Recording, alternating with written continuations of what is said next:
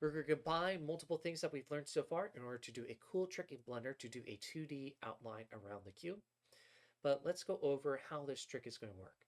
So let's go into materials. It's the little red icon here. Looks like an arrow glass. This is just the basic material. Now, if we scroll all the way down here, we have underneath settings, we have back face culling.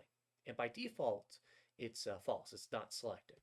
So if you recall when we were doing the vertices, edges, and lines, we have the red and blue side. So by having it deselected here, you're going to see both of the sides. Now, by having it selected, then one side is going to become transparent. So let's demonstrate this. So if I go in here, let's do face orientation. So the normals are pointing outward, so that's what blue means. If I go into edit mode, so tab on the keyboard, mesh, normals, flip, now it's red. So if I check back face culling here, exit out of that. Let's go ahead and turn off the face orientation.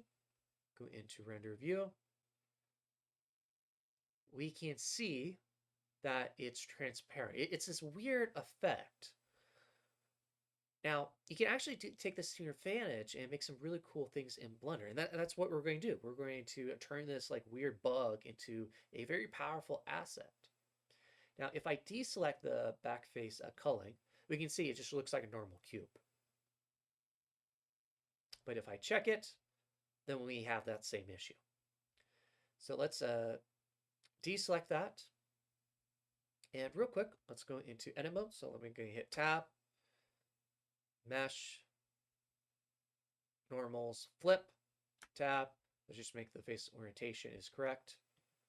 That's correct. And now if we check the back face culling, we can see it's no longer transparent. So we're just going to have it deselected for now. And what we're going to do is we're going to add a new material. So we're going to click the plus button, new, let's say black.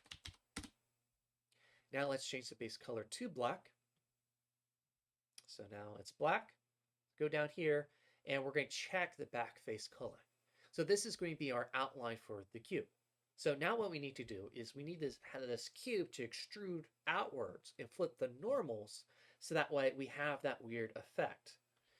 So what we're going to do is we're going to go to modifiers, the blue wrench right here, click on add modifier, and we want Solidify. So let's go down here, Solidify, and let's increase the thickness.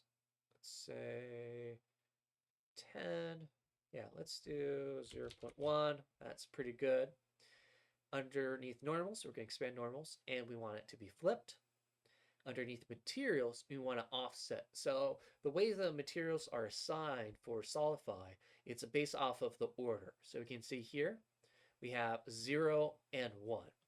And for those who aren't coders, in programming, 0 is the very first. So I know like usually for counting and stuff, you have 1. But for coding, it's 0, then 1. So that's why the material offset is 0.